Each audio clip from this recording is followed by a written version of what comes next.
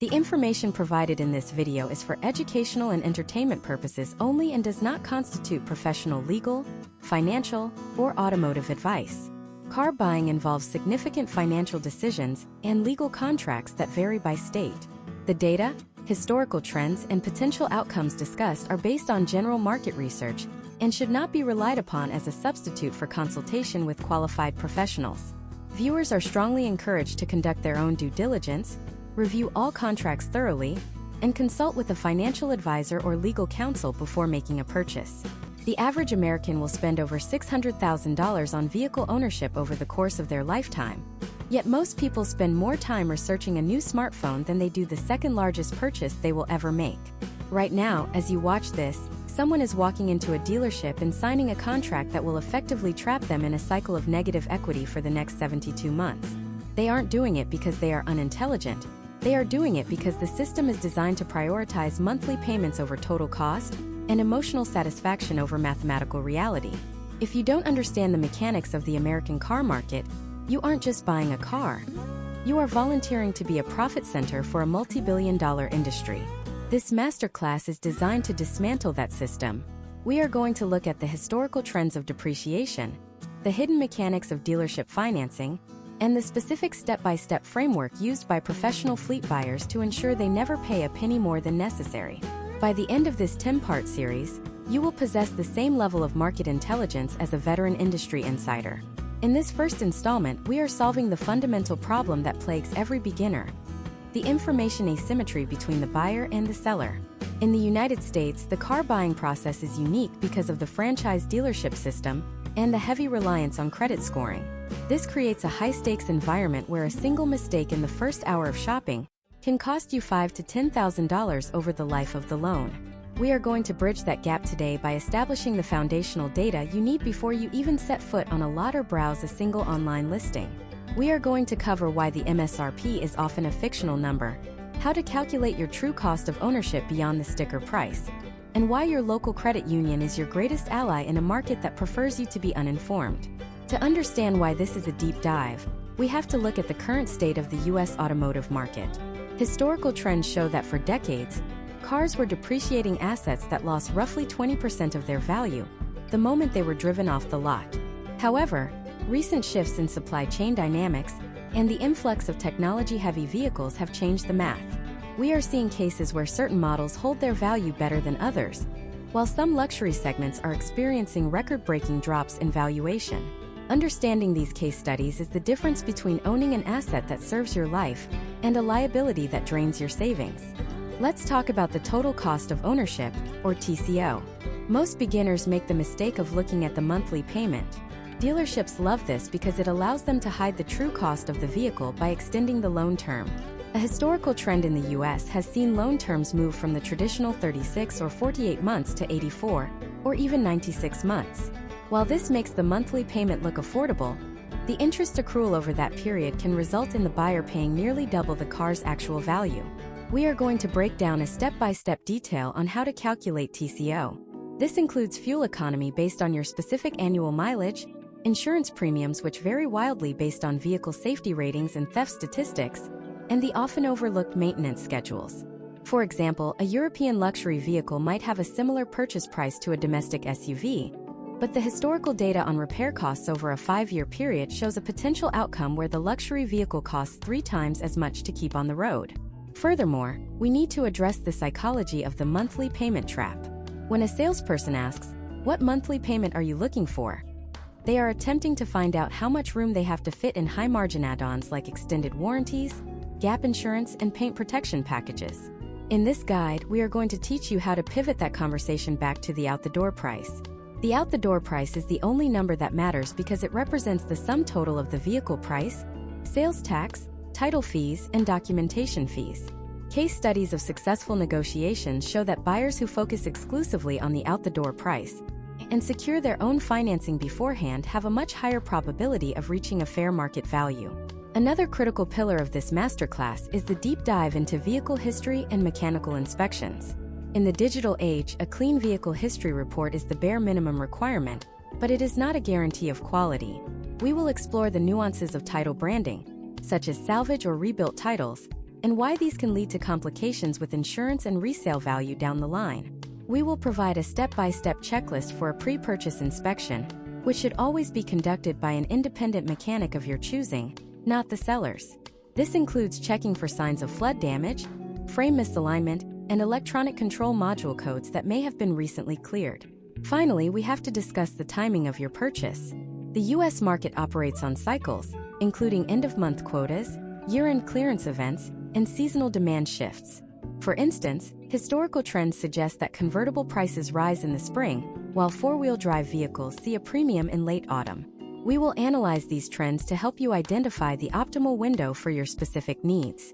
This is about moving away from impulse buying and moving toward a strategic acquisition. You are not just a consumer. You are an investor in your own mobility. The complexity of the American car market can be overwhelming, but with the right data and a structured approach, you can navigate it with confidence. This isn't just about getting a car. It's about mastering a process that will save you thousands of dollars for the rest of your life. We are starting at the very beginning with the raw data and the mental framework required to win. No shortcuts, no summaries, just a comprehensive breakdown of everything you need to know to take control of the car shopping experience in the USA. This is part 1 of your masterclass. Let's get to work. Imagine Marcus. It is March 2026, and Marcus is a 28-year-old marketing professional living in Austin, Texas. He has been driving a hand-me-down sedan for nearly a decade, and he finally feels ready to upgrade. Marcus has seen the headlines about average car prices hovering around $48,841, but he believes his solid credit score and $5,000 in savings will make the process easy.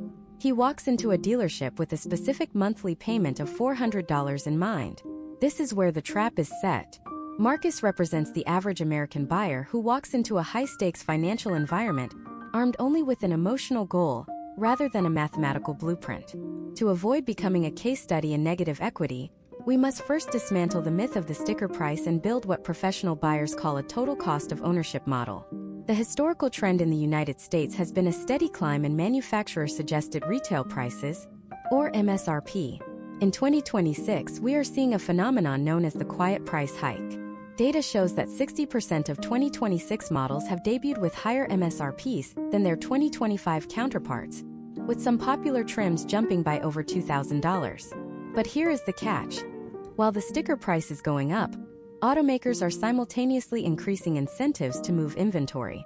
In early 2026, the average incentive spend on best-selling vehicles rose by over 76% compared to the previous year.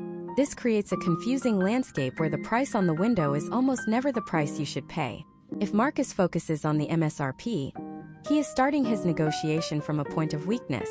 Instead, Marcus needs to calculate his out-the-door price.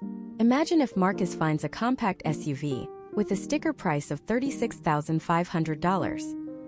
He might think his $5,000 down payment brings the loan to $31,500. He is wrong.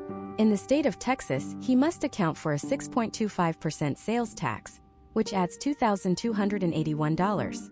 Then there are the documentation fees, which in some states are uncapped and can range from $100 to nearly $1,000. Registration and title fees can add another $500.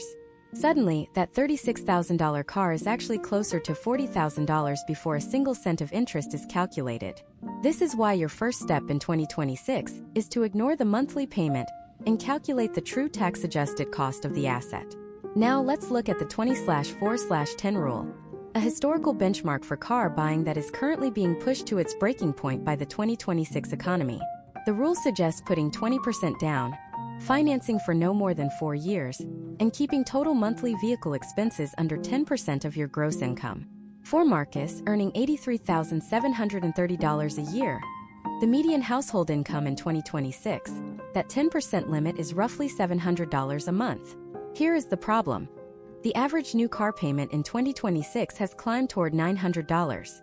If Marcus tries to stick to the old April 20th 10 rule, he quickly realizes that the compact SUV he wants is technically out of his budget. To stay financially healthy, he has two potential outcomes.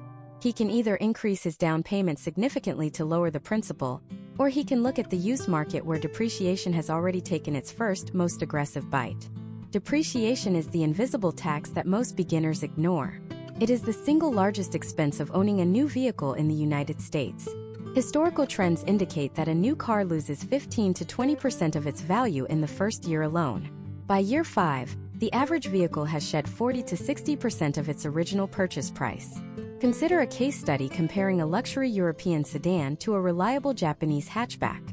Both might have similar monthly payments if the luxury car is leased or financed over a longer term. However, after 5 years, the Japanese hatchback, like a Toyota Corolla, is projected to lose only 20 to 24% of its value.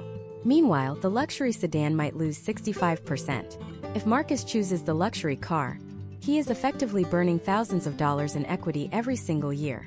In 2026, choosing a vehicle with high residual value is not just a preference, it is a defensive financial strategy. But the costs don't stop at the loan and depreciation. We have to talk about the hidden $500. This is the combined monthly cost of insurance and maintenance that many buyers fail to budget for. In 2026, the national average for full coverage car insurance has reached approximately $2,290 annually, or about $191 a month. However, if Marcus lived in a high-cost state like Nevada or Florida, he could be looking at over $300 a month just for insurance. Furthermore, the type of car he chooses dictates this cost. A Tesla Model Y might be the best-selling EV, but in 2026, it is also one of the most expensive vehicles to insure, with average premiums hovering around $350 a month due to high repair costs for sensors and specialized bodywork. Maintenance is the final pillar of your financial blueprint. For a beginner, maintenance is often viewed as an occasional oil change. In reality, modern vehicles require sophisticated upkeep. Historical data from 2026 shows that the average annual repair and maintenance cost across all brands has risen to $936. Brands like Honda and Toyota remain the gold standard, with annual costs around $583 to $633. On the other end of the spectrum, luxury brands like Land Rover or Porsche can demand over $1,700 a year. Imagine if Marcus buys a used luxury SUV because the purchase price looks like a bargain. Within 18 months, he might face a brake rotor replacement or an electronic suspension repair that costs $3,000. Without a dedicated maintenance fund, this beginner is now facing a financial crisis caused by a lack of deep dive research. To build your blueprint, you must follow this step-by-step detail. First, determine your total monthly budget using the 10% rule of your gross income. Second, subtract your estimated insurance premium. Get a quote from an agent using a VIN of a similar model before you buy. Third, subtract $75 for a monthly maintenance fund. Whatever is left is your maximum allowable loan payment. Only after you have this number do you look at car prices. If you start with the car and try to make the numbers fit, you have already lost. The 2026 market is unforgiving to those who shop with their hearts. It is a market where the sub-$20,000 car is virtually extinct, and where financing terms are stretching into territory that almost guarantees you will owe more than the car is worth for the majority of the loan. But for the buyer who treats this like a masterclass, there are opportunities. Manufacturers are desperate to maintain sales volume, leading to those record-high incentives we mentioned earlier.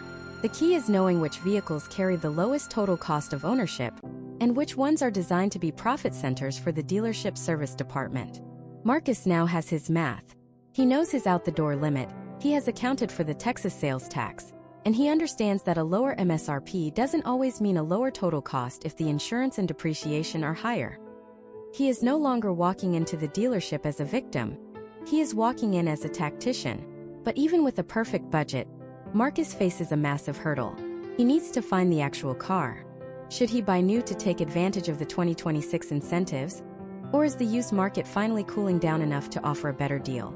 And more importantly, how does he navigate the murky waters of vehicle history reports and the secret language of dealership add-ons that can bloat a loan by thousands in seconds? We have established the foundation of your finances, but the real battle happens on the lot. In the next part, we are going to dive into the specific mechanics of the 2026 inventory. We will look at why certain cars are sitting on lots for over 100 days, and how you can use that days-on-lot data to force a dealership's hand. We will also uncover the truth about certified pre-owned programs. Are they a legitimate safety net, or just a high-priced marketing label? You have your numbers. Now it is time to find the metal. Marcus is ready to head to the lot, but there is one specific trick dealerships use the moment you step out of your current car that can ruin your negotiation before it even begins. Do you know what it is? We are breaking it down in part 3. As Sarah pulls her 8-year-old sedan onto the pristine asphalt of a dealership in Columbus, Ohio, in March 2026, she believes the negotiation starts when she sits down at the desk. She is mistaken. The negotiation began the moment her tires hit the lot sensors.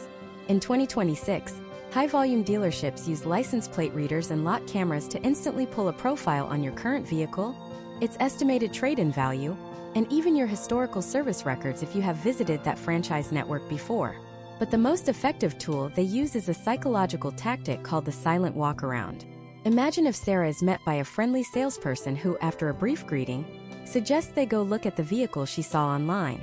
As they walk, the salesperson falls into a strategic silence. They aren't being rude.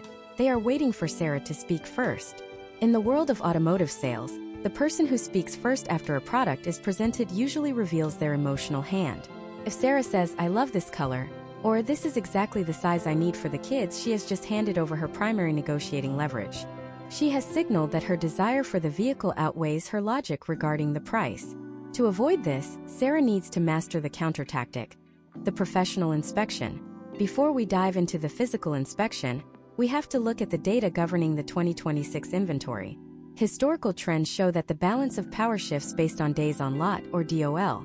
As of March 2026, the national average for new vehicle inventory is sitting at approximately 76 days. However, this is not a uniform number. Case studies of current market velocity show a massive disparity between brands. For example, if Sarah is looking at a Lexus GX or a Toyota Prius, she is facing a supply of less than 30 days. In these cases, the dealership has very little incentive to negotiate because they know another buyer will walk in within 48 hours. Conversely, if Sarah is looking at a Volkswagen ID.4 or certain domestic trucks like the Ram 1500, the inventory levels are exceeding 100 days. Every day a car sits on that lot, it costs the dealer money and floor plan interest. A car at 120 days on the lot is a liability for the dealership, and that is where Sarah finds her greatest potential outcomes for a discount. Step by step, Sarah must conduct her own version of a walk-around that signals she is a technical buyer, not an emotional one. First, she should check the door jamb of the driver's side for the manufacture date. In 2026, a car labeled as a new 2026 model might have actually been manufactured in late 2025. If that car has been sitting through a winter, Sarah should inspect the brake rotors for excessive surface rust and the tires for flat spots. Second, she needs to look at the VIN etched in the windshield and compare it to the window sticker. Dealerships often add dealer-installed options such as window tint, nitrogen-filled tires, or ceramic coatings that are not part of the factory MSRP. In a 2026 case study, these add-ons can bloat the price by $1,500 to $3,000. By identifying these early, Sarah can state clearly that she did not request these items and is not prepared to pay for them. Now let's address the fundamental choice Sarah faces in 2026: new, used, or certified pre-owned CPO. Historical trends in 2026 indicate that the price gap between new and used cars is finally beginning to widen again after the volatility of the early 2020s. The average used vehicle transaction price is hovering around $26,000, while new cars are averaging over $50,000. This makes the CPO market a compelling middle ground. A CPO vehicle is a used car that has passed a manufacturer-backed inspection and comes with an extended warranty. In 2026, these programs have become more standardized. Imagine if Sarah finds a 2-year-old Honda CR-V that is certified. She avoids the 20% first-year depreciation hit, but she still receives a powertrain warranty that may extend to 7 years or 100,000 miles. For a beginner, the CPO route offers the security of a new car with the mathematical advantage of a used one. However, there is a hidden danger in the 2026 used market that Sarah must navigate: the technology cliff. Vehicles manufactured between 2022 and 2024 were often produced during global semiconductor shortages. Case studies have shown that some vehicles from these years were shipped without certain features, such as heated seats or advanced park assist, with the promise of a future retrofit that may or may not have happened. Sarah must verify that every tech feature listed on the 2026 listing actually functions in the physical vehicle. Furthermore, as hybrid and electric vehicle adoption has reached record highs in 2026, the health of the high-voltage battery is a critical inspection point. For any used EV or hybrid, Sarah should request a battery health report. A potential outcome of ignoring this could be a $10,000 replacement bill 3 years down the road. As Sarah moves from the lot to the driver's seat for the test drive, the salesperson will likely suggest a specific route. This route is usually chosen because it is paved, flat, and quiet, designed to hide any suspension noise or transmission hesitation. Sarah should insist on a route that includes a highway merge to test acceleration and a section of rougher road to listen for rattles. In 2026, vehicles are quieter than ever due to increased sound deadening, so any rhythmic clicking or humming is a red flag for wheel bearings or tire cupping. She should also test the infotainment system thoroughly. In 2026, the car is effectively a computer on wheels. A lagging screen or a faulty Apple CarPlay connection is not just an inconvenience. It is a sign of expensive hardware issues. Once the test drive is over, the real psychological battle begins. The salesperson will lead Sarah to a desk, usually positioned in the center of the showroom, where she can see other people buying cars. This is designed to create a sense of social pressure and urgency. They will often use a document called the Foursquare. This is a single sheet of paper divided into 4 boxes: trade-in value, purchase price, down payment, and monthly payment. This is the ultimate tool of confusion. By moving numbers between these 4 boxes, a salesperson can make it look like Sarah is getting a great deal on her trade-in, while actually hiding a higher interest rate or a longer loan term in the other boxes. Sarah's defense is simple. She must isolate the variables. She should refuse to discuss the monthly payment or the trade-in until a final, out-the-door purchase price for the new car has been agreed upon in writing. This is the moment where most beginners fail. They get tired, they get hungry, and they just want the process to be over. But in the 2026 market, the final 15 minutes of the negotiation are where the dealership makes the majority of its profit. If Sarah holds her ground on the purchase price, the dealership will pivot to their next line of defense: the finance office. Sarah has the car she wants, she has inspected the hardware, and she has fought through the Foursquare confusion. She thinks the hard part is over. But she is about to walk into a small, windowless back office with the finance and insurance manager, the most highly trained closer in the building. This is where the dealership will try to claw back every dollar Sarah just negotiated away. They aren't going to talk about the car anymore, they are going to talk about risk protection and your credit score. Sarah has her pre-approval from her credit union, but the manager has a specific counteroffer that sounds almost too good to be true. Does she know how to spot the markup hidden in a lower interest rate? We are deconstructing the dark art of dealership financing in Part 4. The door clicks shut, and Sarah finds herself in the finance and insurance office, often referred to as the F&I box. This room is the most profitable square footage in any American dealership. In 2026, data suggests that dealerships often make more profit from the financing, products, and interest rate markups in this room than they do from the actual sale of the vehicle itself. The manager, a professional closer named David, already has Sarah's credit profile pulled up on his screen. He knows her score, her debt-to-income ratio, and most importantly, he knows she has a pre-approval from her local credit union for 6.5%. David's job is not just to secure her a loan, it is to sell her a more expensive version of money. Imagine if David leans forward and tells Sarah that while her credit union's rate is good, he can actually get her down to 6.25% through one of the dealership's preferred lenders. On the surface, this looks like a win for Sarah. However, in the 2026 market, a common tactic is the interest rate markup, or dealer reserve. While the bank might have approved Sarah at 5.5%, the dealership is allowed to add up to 2 percentage points as a commission for facilitating the loan. Even at 6.25%, the dealership is still potentially pocketing a significant margin. But the real trap isn't just the rate. It is the conditional financing. David might tell Sarah that this lower rate is only available if she purchases a vehicle protection package.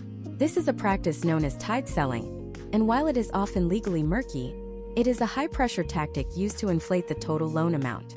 To navigate this, Sarah needs to understand the step-by-step detail of a 2026 loan contract.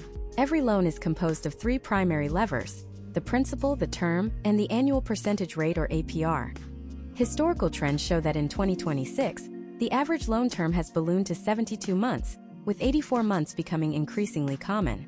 David will try to focus Sarah's attention on the monthly payment, using the longer term to make expensive add-ons look like they only cost the price of a cup of coffee per week. If Sarah adds a $3,000 extended warranty to an 84-month loan, it only adds about $45 to her monthly payment.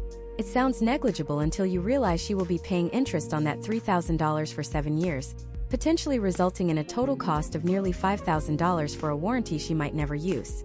Let's look at a case study of the menu of products Sarah is about to be presented with. In 2026, these menus are often digital and interactive, designed to make you feel like you are checking boxes for safety and security. First on the list is GAP insurance. GAP stands for Guaranteed Asset Protection, though in our educational context, we refer to it as a deficiency balance coverage. If Sarah puts less than 20% down on a new car in 2026, she is likely starting with negative equity due to immediate depreciation. If the car is totaled in an accident 3 months later, her standard insurance will only pay the fair market value, leaving her to pay the bank the difference, which could be thousands of dollars. While GAP is a valuable tool for those with low down payments, buying it at the dealership is often a mistake. Historical data shows dealerships may charge $800 to $1,200 for GAP, while Sarah's own insurance provider or credit union might offer the same coverage for a one-time fee of under $300 or a few dollars per month on her premium.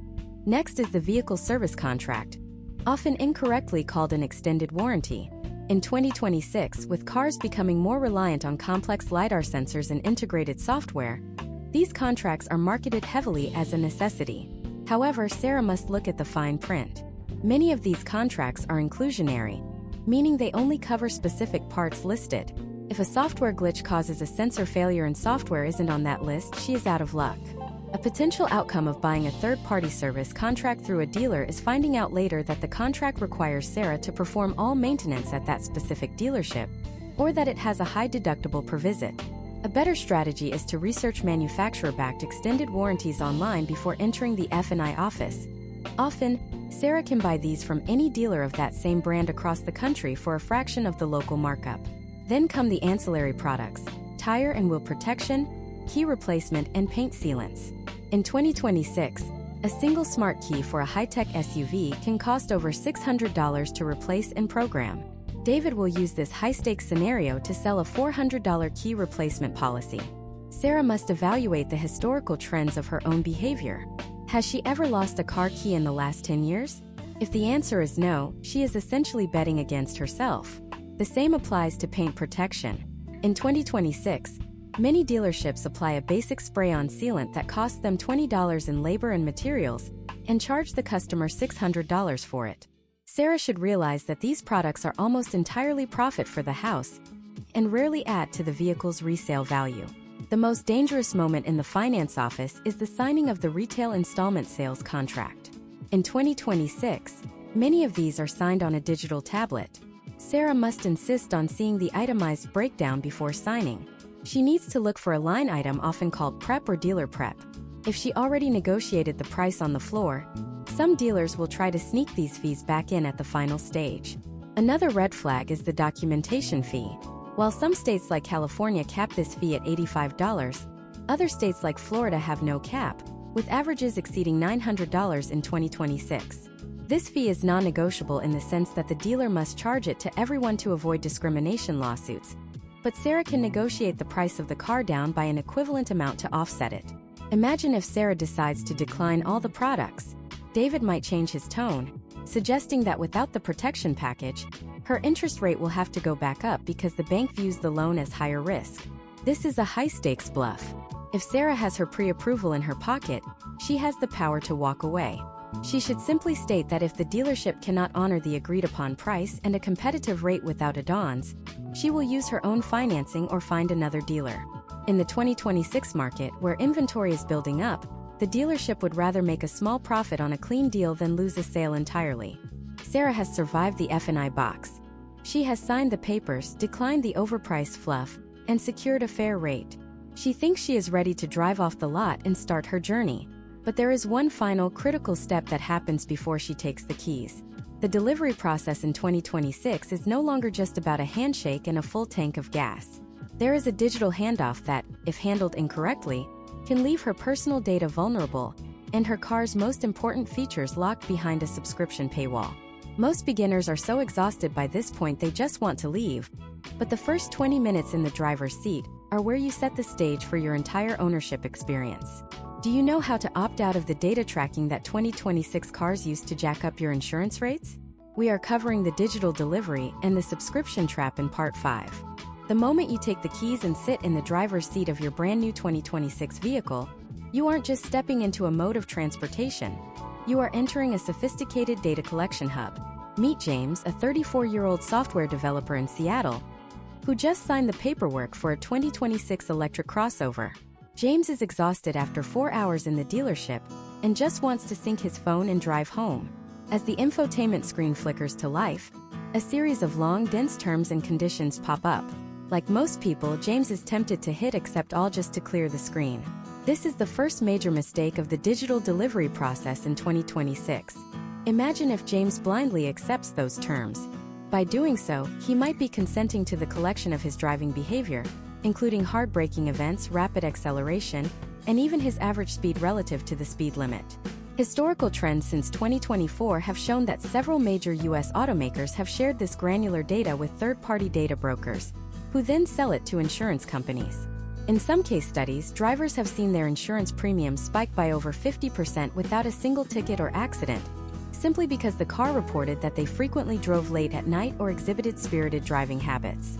In 2026, opting out of data sharing is not just a privacy preference. It is a critical financial move. During the delivery, James must go into the system settings, find the Privacy or Data Services tab, and manually disable any feature that shares driving data with third parties or insurance score programs. Next, James faces the subscription trap. In 2026, the automotive industry has leaned heavily into software as a service or SaaS models. Features that were traditionally included in the purchase price are now being moved behind monthly paywalls. Imagine if James tries to use his remote start on a cold morning, only to find it requires a $15 per month connectivity package. Or worse, he discovers that his heated seats and high beam assist are disabled because he didn't subscribe to the luxury comfort tier. Historical trends show that by 2026, manufacturers have realized that recurring revenue from software is more profitable than the one-time sale of hardware. James needs to ask the delivery specialist for an itemized list of which features are permanent and which are trial-based. He should specifically look for trials that automatically convert into paid subscriptions. A potential outcome of not managing these subscriptions is an extra $60 to $100 leaving his bank account every month for features he assumed he already owned. Step by step, the delivery process should include a thorough digital audit. First, James should ensure the car's software is updated to the latest version before he leaves the lot. In 2026, over-the-air updates are the norm, but a dealership's Wi-Fi is often faster and more stable than a residential connection. Second, he must verify the activation of safety suites. Many 2026 vehicles come with advanced driver assistance systems like lane keeping assist and adaptive cruise control. James needs to have the specialist demonstrate these features in a controlled environment. Historical data suggests that many accidents in new vehicles occur because the driver misunderstood the limitations of the technology. For example, some systems in 2026 can handle highway curves, but will disengage abruptly if the lane markings are faded. Knowing the specific audio and visual cues for these handoffs can prevent a catastrophic potential outcome. We also have to discuss the physical condition of the car at the moment of delivery, known as the pre-delivery inspection or PDI check. Dealerships are supposed to remove shipping blocks from the suspension, check fluid levels, and ensure the tires are at the correct pressure. However, in a high-volume March 2026 market, these steps are sometimes rushed. James should do a slow walk-around in the bright sun. He is looking for rail dust, tiny metal particles from the train transport that can rust into the paint, and transport damage. If he finds a scratch or a dent after he drives off the lot, the dealership can claim James caused it. If he finds it on the lot, it becomes a documented repair the dealer owes him. He should also check the odometer. A new car should typically have fewer than 50 miles. If James sees 200 miles on a new 2026 model, that car has likely been used for multiple test drives or as a dealer's personal vehicle, and he should negotiate an additional discount or a different unit. Another layer of the 2026 delivery is the mobile app integration. Every manufacturer now has an app that allows you to lock the doors, check tire pressure, or locate the vehicle. While convenient, these apps are the primary conduit for data harvesting. James must be careful about which permissions he grants on his smartphone. If the app asks for access to his contacts, calendar, or precise location at all times, he should question why. Historical trends indicate that these apps often track your movement, even when you aren't in the car, creating a comprehensive profile of your lifestyle. In 2026, the smart buyer uses the app for essential functions, but restricts background data usage to maintain both privacy and battery life on their mobile device. Let's look at a case study regarding electric vehicle delivery. If James is buying an EV in 2026, the delivery process includes a crash course in charging infrastructure. He shouldn't leave the lot until the specialist has helped him set up accounts with the major charging networks like Electrify America or the Tesla Supercharger network, which has opened up to most brands by 2026. He needs to see the car actually take a charge from the dealership station to verify the onboard charger is functioning correctly. A common issue in some 2026 Electron Volts models has been faulty charging ports that work with slow Level 2 chargers, but fail when connected to high-speed DC fast chargers. Testing this before leaving the dealership can save James a massive headache during his first long-distance trip. Furthermore, James needs to understand the 2026 warranty registration process. Some components, especially in high-tech hybrids, have separate warranties for the battery, the electric motors, and the internal combustion engine. He should receive a physical or digital folder containing the warranty start date, which should match the day he takes delivery, not the day the car arrived at the dealer. Historical data shows that if a car sat on the lot for 6 months, an unprincipled dealer might have accidentally started the warranty clock early. Verifying this ensures James gets every day of protection he paid for. The 2026 car shopping experience is a marathon, and the delivery is the final mile. Most buyers treat it like a victory lap, but the professional buyer treats it like a final quality control check. James has his data privacy locked down, his subscriptions managed, his paint inspected, and his software updated. He is finally ready to pull out of the dealership. As he drives away, he feels a sense of accomplishment. He navigated the sales floor, survived the finance office, and mastered the digital handoff. But as James settles into his first week of ownership, he realizes that buying the car was only the beginning of the financial journey. In the United States, how you drive and maintain the car in the first 90 days can dictate your long-term resale value and your total cost of ownership, more than the purchase price itself. And there is a looming question that every 2026 buyer eventually faces. Should you have leased instead of buying? With interest rates fluctuating and technology moving at breakneck speed, the traditional wisdom of car ownership is being challenged. Is James actually building equity, or is he just renting a rapidly depreciating computer? We are diving into the lease versus buy debate and the hidden math of 2026 residuals in Part 6. The lease versus buy debate in 2026 has been completely transformed by the rapid acceleration of automotive technology and the stabilization of interest rates. To understand the math, let us look at Elena, a 32-year-old architect in Chicago. Elena is deciding between a traditional 60-month loan and a 36-month lease for a 2026 luxury compact crossover. In the past, the advice was simple. If you want to own the car forever, buy it. If you want a new car every 3 years, lease it. However, in 2026, the potential outcomes are much more nuanced because of what industry insiders call the technology cliff. Imagine if Elena buys the car with a 5-year loan. By the time she pays it off in 2031, the onboard software, battery range, and autonomous driving sensors will likely be 2 generations behind.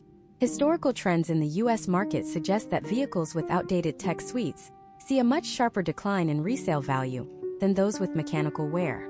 This is the first pillar of the 2026 lease versus buy masterclass: residual value risk. When you lease, the bank, known as the lessor, takes the risk on what the car will be worth in 3 years. They set a residual value at the start of the contract, say 55% of the MSRP. If the market for that car crashes because a newer, better model is released, Elena simply hands the keys back at the end of the term. She has effectively paid for the certain portion of the car she used, rather than being stuck with an asset that depreciated faster than expected. However, leasing in 2026 comes with its own set of step-by-step details that beginners often overlook. The most critical number in a lease isn't the monthly payment. It is the money factor. The money factor is essentially the interest rate on a lease, but it is expressed as a small decimal, like 0.0025. To convert this to a traditional APR, Elena must multiply it by 2400. In this example, a money factor of 0.0025 equals a 6% APR. Historical data shows that dealerships often hide their profit by marking up the money factor provided by the manufacturer's captive finance arm. If Elena doesn't know to ask for the base rate, She might end up paying hundreds of dollars more over the life of the lease without even realizing she is being charged a higher interest rate. Let's dive into a case study of a 2026 electric vehicle lease. Many manufacturers in 2026 are offering aggressive lease incentives to combat the high MSRPs of EVs. Because of federal tax credit loopholes that favor leasing, a manufacturer might apply a $7,500 credit directly to the lease capitalized cost reduction. This can result in a monthly payment that is significantly lower than a traditional loan, even with $0 down. For Elena, this means she can drive a $50,000 EV for $400 a month on a lease, whereas financing that same car over 60 months would cost her nearly $900 a month. But there is a catch: the mileage limit. In 2026, the standard lease is 10,000 or 12,000 miles per year. If Elena averages 15,000 miles, she will face an excess mileage charge of 25 to 30 cents per mile. Over a 3-year lease, those extra 9,000 miles could cost her $2,700 at the end of the term. Now let us look at the other side of the coin, the traditional purchase. Imagine if Elena chooses to buy a 2026 midsize sedan known for its reliability, like a Toyota Camry or a Honda Accord. Historical trends show these vehicles retain their value exceptionally well. By buying, Elena is building equity. After 3 years, she doesn't just have a pile of lease receipts. She has an asset worth approximately 65% of what she paid. If she keeps the car for 8 or 10 years, her total cost of ownership drops dramatically because she will have several years with no car payment at all. In 2026, the buy and hold strategy remains the most effective way to build long-term wealth through automotive choices, provided you choose a vehicle with a proven track record of mechanical longevity and high secondary market demand. Step by step, how should Elena decide? First, she must calculate the total lease cost. This is the down payment plus all monthly payments, plus the disposition fee at the end. Second, she must compare this to the projected depreciation of a purchase. If the total lease cost is significantly lower than the expected depreciation over the same period, leasing is a strong contender. Third, she must evaluate her lifestyle. Does she have a stable commute that stays within mileage limits? Does she maintain her cars perfectly to avoid wear and tear charges? In 2026, lease end inspections have become incredibly strict, using high-resolution cameras to detect even minor door dings or interior stains. A potential outcome for a lessee who isn't careful is a $2,000 bill for reconditioning when they return the car. We also have to discuss the 2026 concept of the lease buyout. This is an open loop that many savvy buyers use to their advantage. Imagine if, at the end of Elena's 3-year lease, the car is actually worth $30,000 on the open market, but her lease contract says she can buy it for $25,000. This is called positive equity in a lease. In 2026, Elena can either buy the car and keep it, or she can trade it in to any dealership that is willing to pay her the $30,000, effectively using that $5,000 difference as a down payment on her next car. This is why you must never simply turn in a lease without checking the current market value.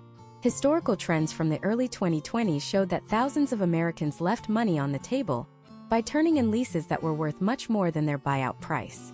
But what if the market goes the other way?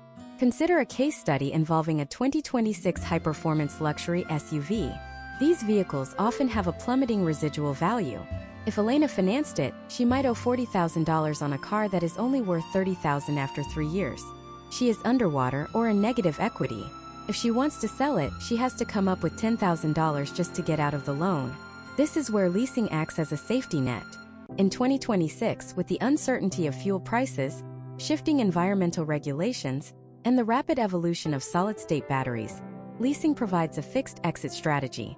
For the beginner shopping in the USA in 2026, the decision often comes down to one question: are you buying a tool or a toy? If the car is a tool meant to last a decade, buy it. If the car is a piece of technology you want to stay current with, lease it. But regardless of which path Elena chooses, she still has to deal with the most stressful part of the entire process: the trade-in. Elena has a 2018 hatchback that she wants to get rid of. The dealer offered her $6,000, but an online appraisal said it was worth $8,500. How do you close that gap? And why does the dealership care so much about your old car, even when they are selling you a brand new one? The trade-in is the final frontier of the car deal. And in 2026, dealerships are using some of the most aggressive tactics yet to undervalue your current vehicle. They will tell you about reconditioning costs, auction fees, and market saturation, but most of it is a smokescreen designed to pad their margins.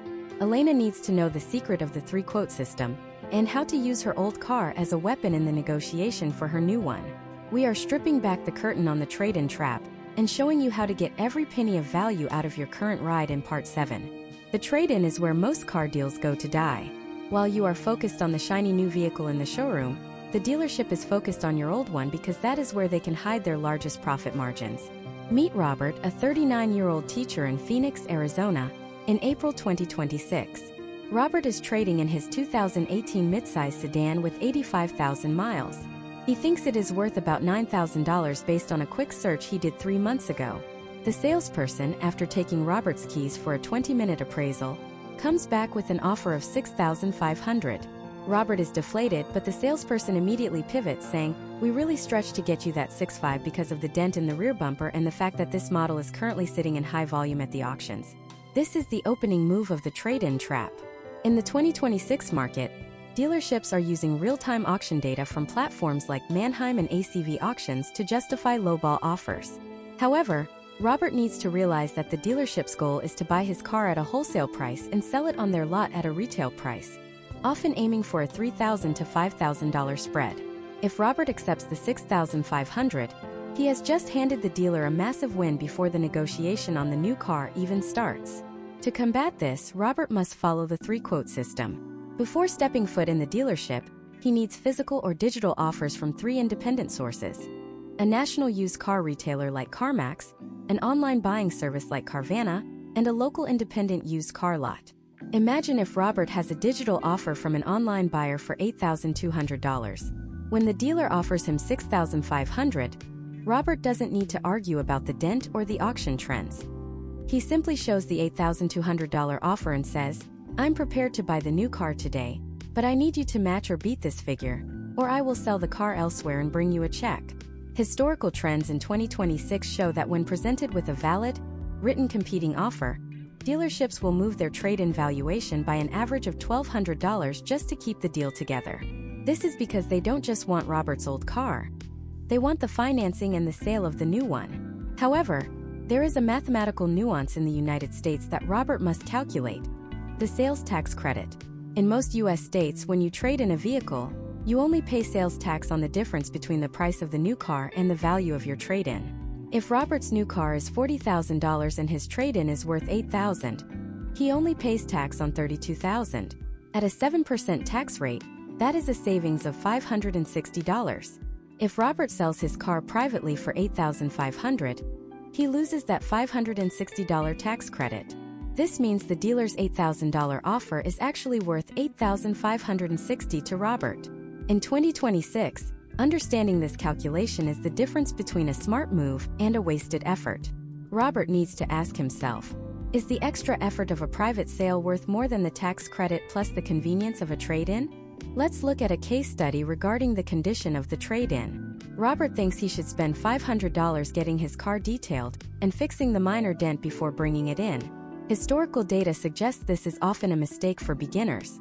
Dealerships have in-house reconditioning teams that can perform those services at a fraction of the cost Robert would pay. A deep detail that costs Robert $200 only costs the dealer $50 in labor. Instead of spending money on repairs, Robert should spend an hour cleaning out his personal belongings and ensuring he has both sets of keys and the owner's manual. In 2026, a missing smart key can devalue a trade-in by as much as $400 because the dealer has to program a new one to sell the car as a retail unit. Step by step, the trade-in negotiation should be handled as a completely separate transaction. Robert should not even mention he has a trade-in until he has a finalized out-the-door price on the new car. This is called the hiding the trade tactic. If the salesperson knows Robert has a trade-in from the beginning, they will inflate the price of the new car to make the trade-in offer look better. By locking in the new car price first, Robert forces the dealer to be transparent about what they are actually paying for his old vehicle.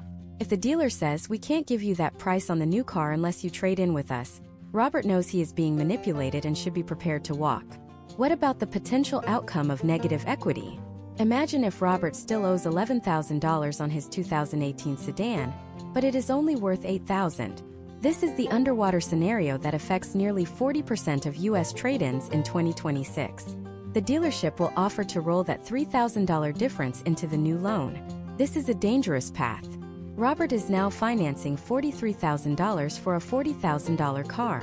He is starting his new ownership journey with immediate, massive negative equity. Case studies of consumer debt show that rolling over negative equity is the primary way Americans get trapped in car payment cycles they can never escape.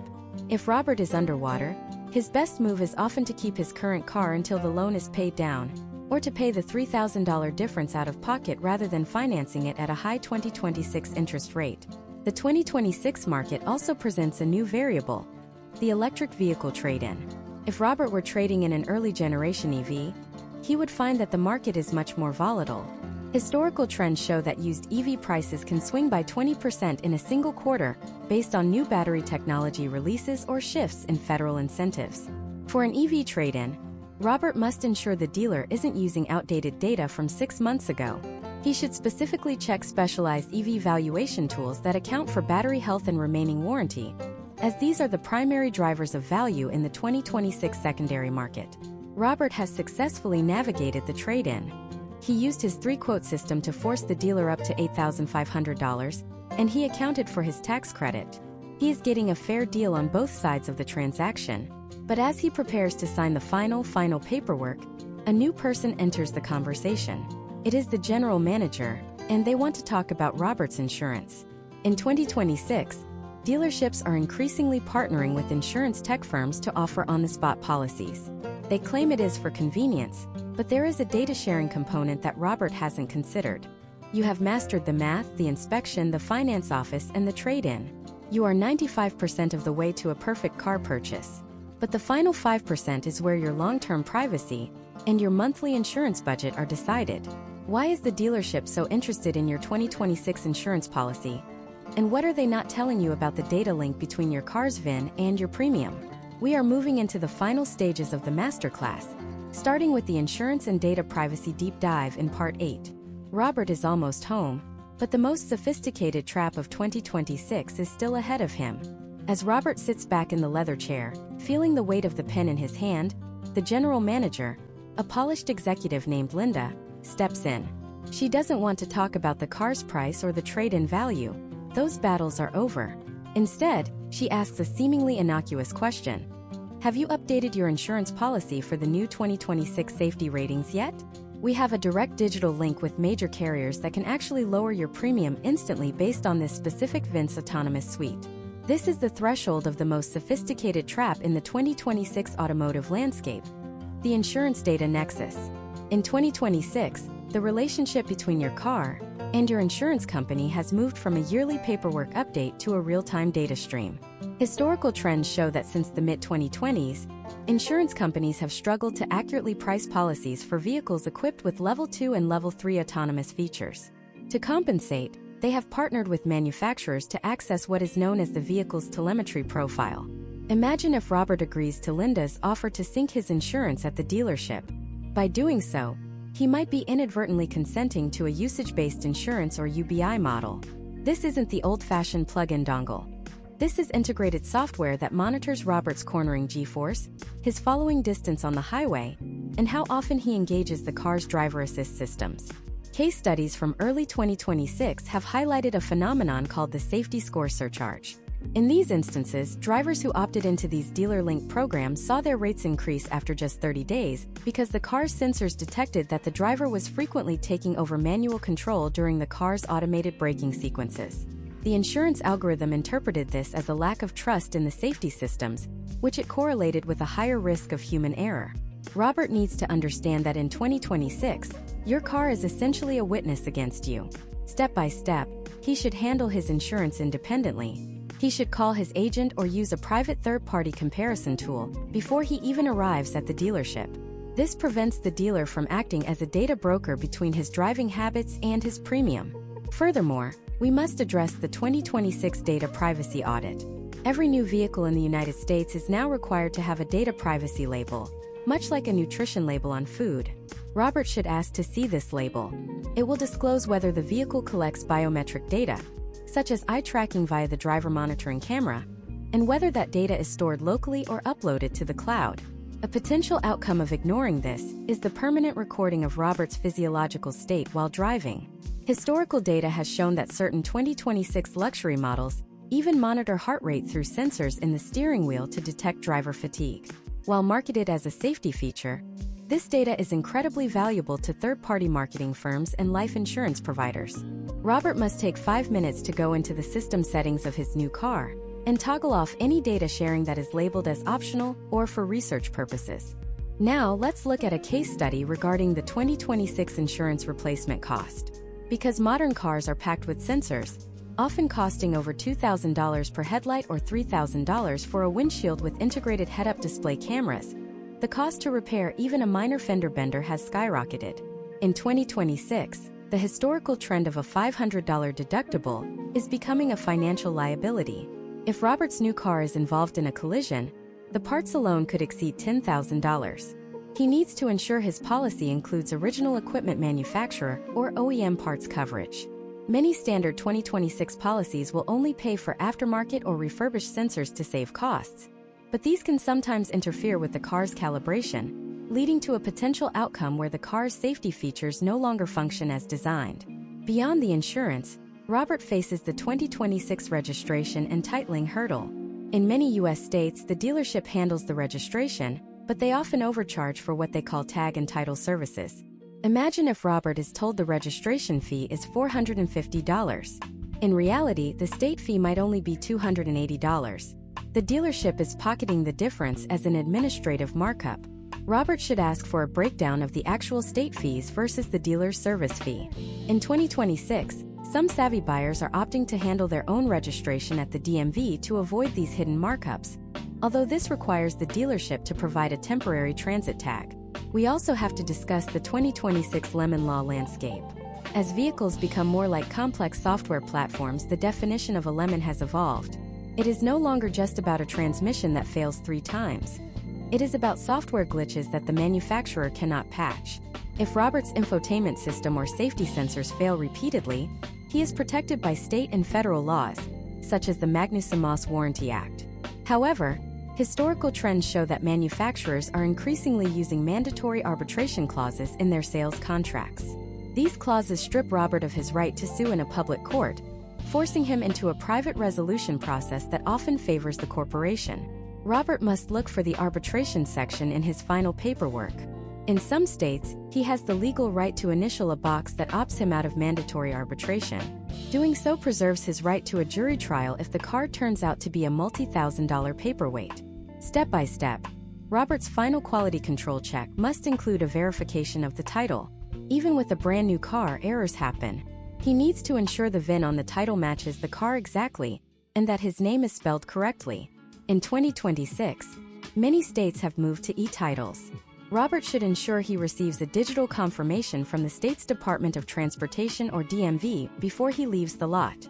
A potential outcome of a title error is a nightmare at the insurance office, or when he eventually tries to sell the car years down the line. Let's look at an imagine-if scenario.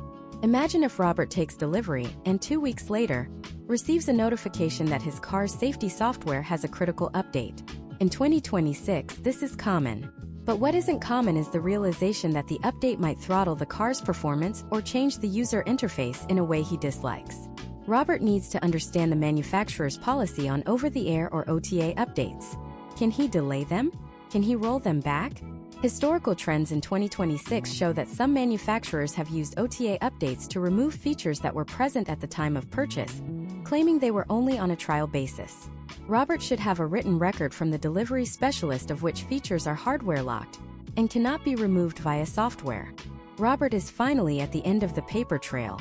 He has protected his data, secured his own insurance, verified his title, and opted out of unfair arbitration. He is more informed than 99% of the people on the road today. He has successfully navigated the most complex car buying environment in American history. But as he pulls out of the dealership and heads toward the highway, he realizes there is one final, massive variable he hasn't accounted for. The 2026 market is not just about the buy, it is about the exit. In the US, the average person keeps a car for 6 to 8 years. But in a world where technology moves this fast, the traditional rules of when to sell are being rewritten. Should Robert hold this car until the wheels fall off? Or is there a specific mathematical sweet spot where his equity is at its peak before the next technological revolution makes his car obsolete? And more importantly, how does he protect the physical integrity of this massive investment against the 2026 environment?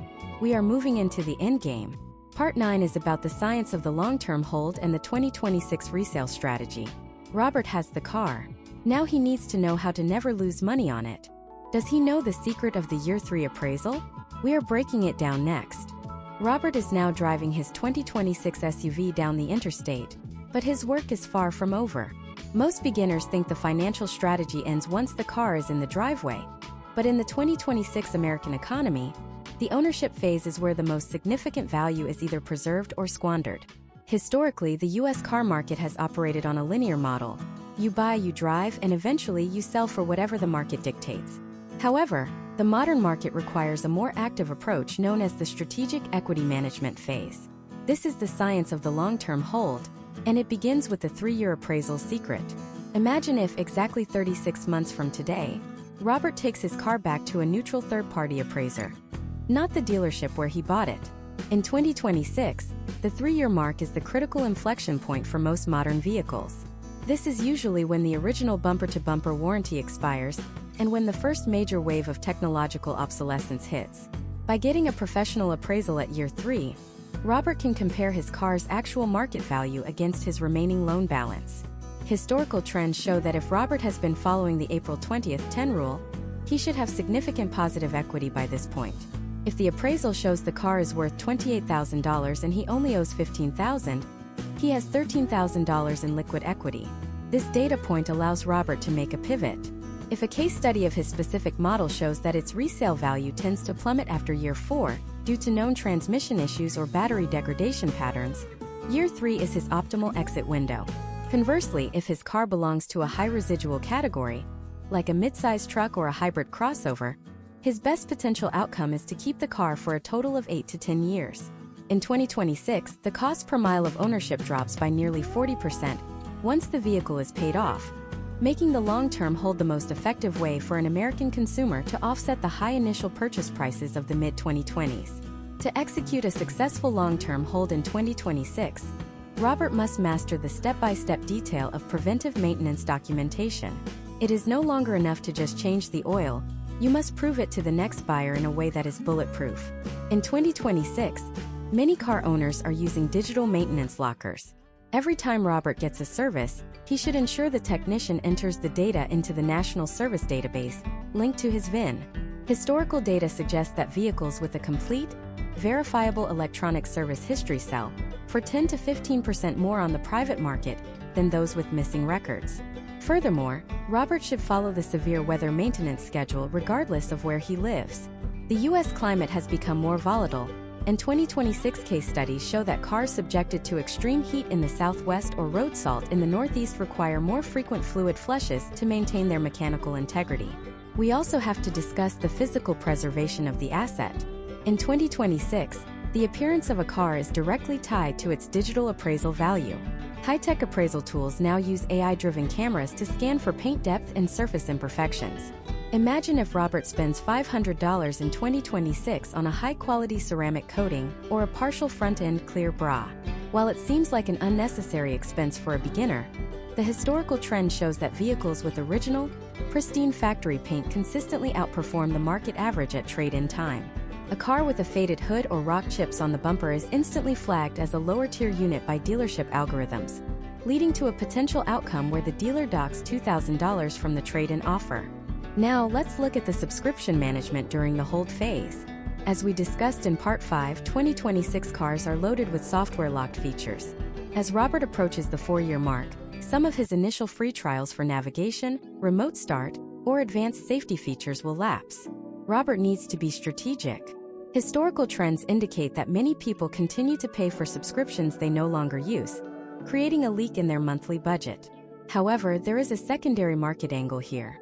If Robert decides to sell his car privately in 2028, having certain transferable software packages active can make his car much more attractive than a base model with all the features turned off. He should evaluate the cost-to-benefit ratio of keeping the most popular tech active to ensure his car remains competitive in the used market. Another critical factor in 2026 is the tire equity trap. Tires for modern SUVs and EVs have become significantly more expensive, often costing between $1,000 and $1,600 for a full set. If Robert tries to sell or trade in his car with tires that have only 20% tread life remaining, the buyer will deduct the full cost of a new set from the price.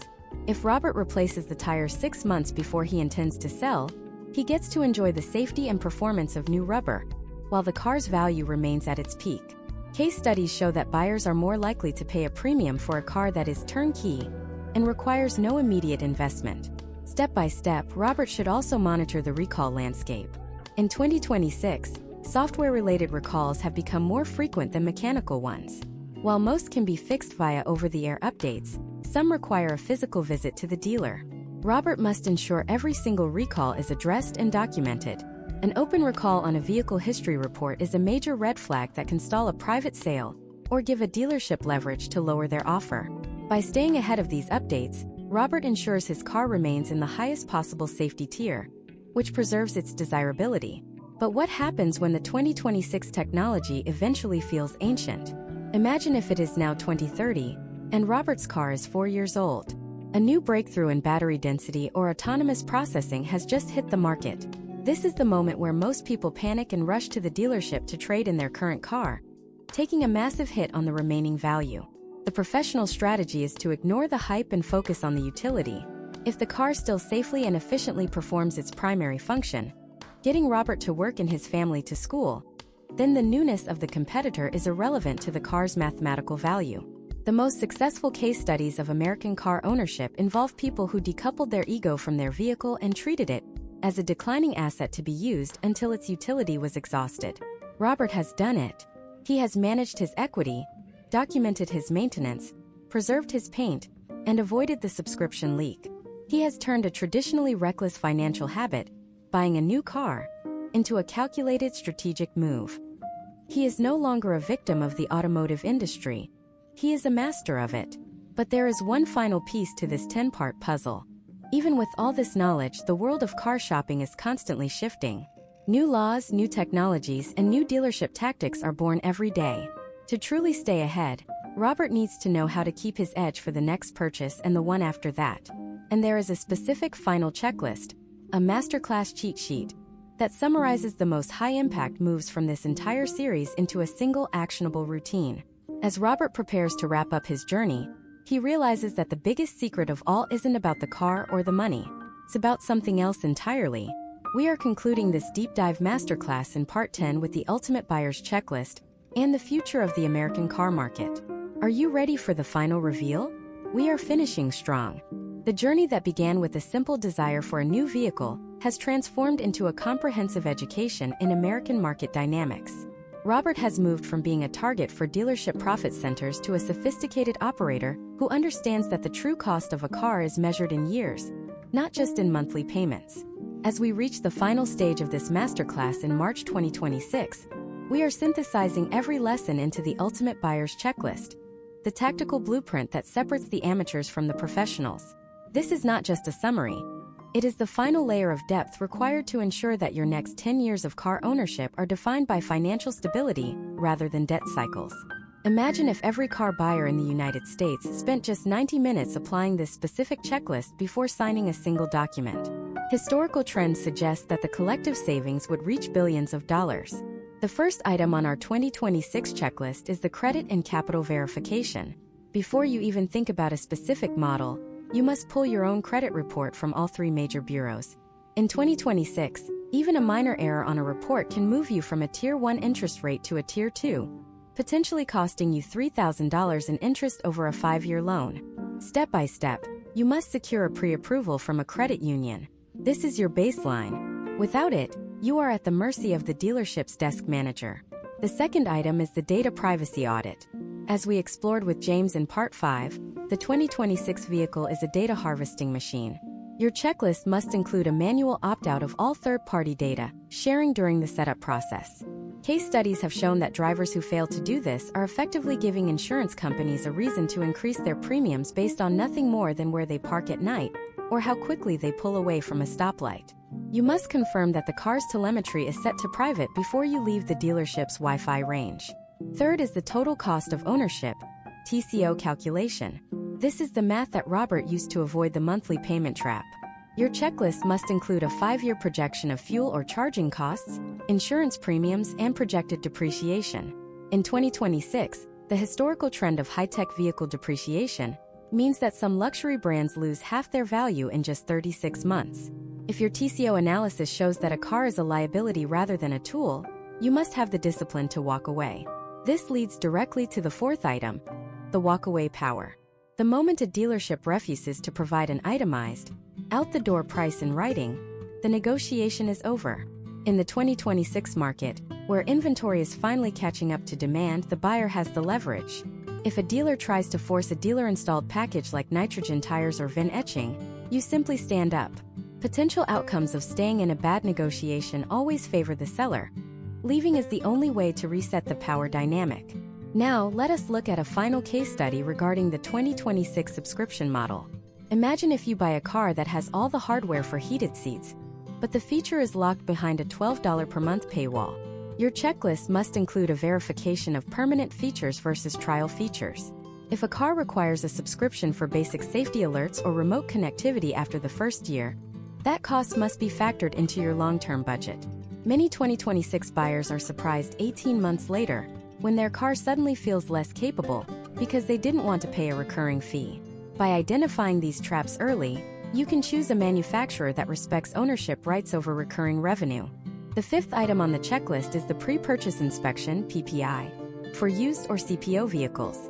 Even in 2026, with all the digital history reports available, a physical inspection by an independent mechanic is non-negotiable. You are looking for signs of structural repair that were never reported to insurance, or electronic control module codes that have been cleared but not fixed.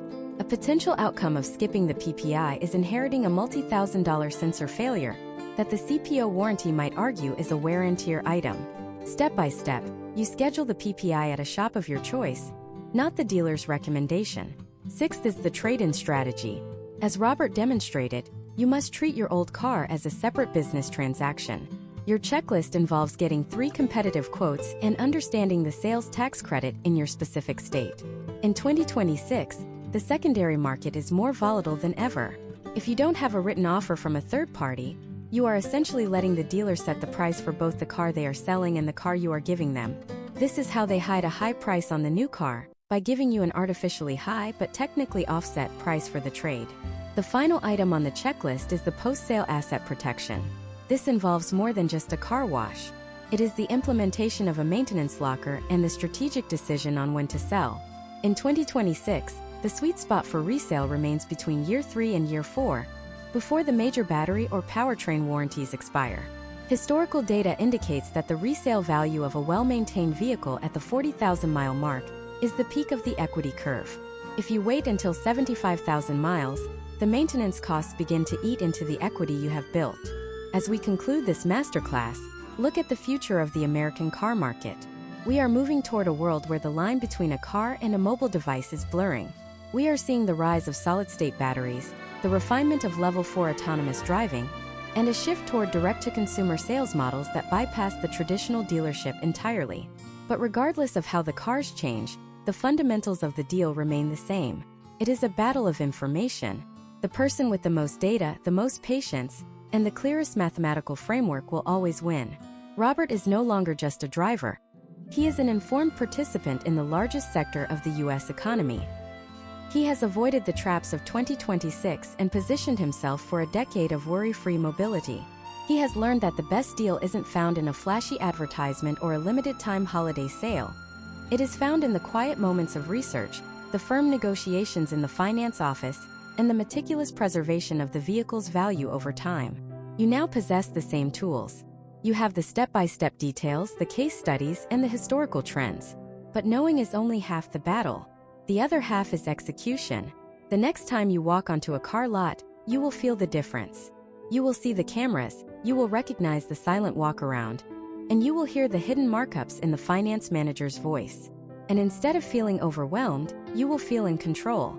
This deep dive masterclass was designed to give you that edge. You are now part of the top 1% of educated car buyers in the USA. The engine is running, the math is settled, and the road ahead is clear. You have completed the guide to car shopping in the USA. But while you have mastered the purchase, the world of automotive technology is evolving faster than ever. What happens when the first generation of mass-market solid-state batteries hits the used market next year? How will that affect the value of every car on the road today? We are just getting started with the future of mobility. Stay tuned as we prepare to analyze the massive 2027 market shift and how it will redefine everything we just learned. The next era of the American car is coming, and you are ready for it.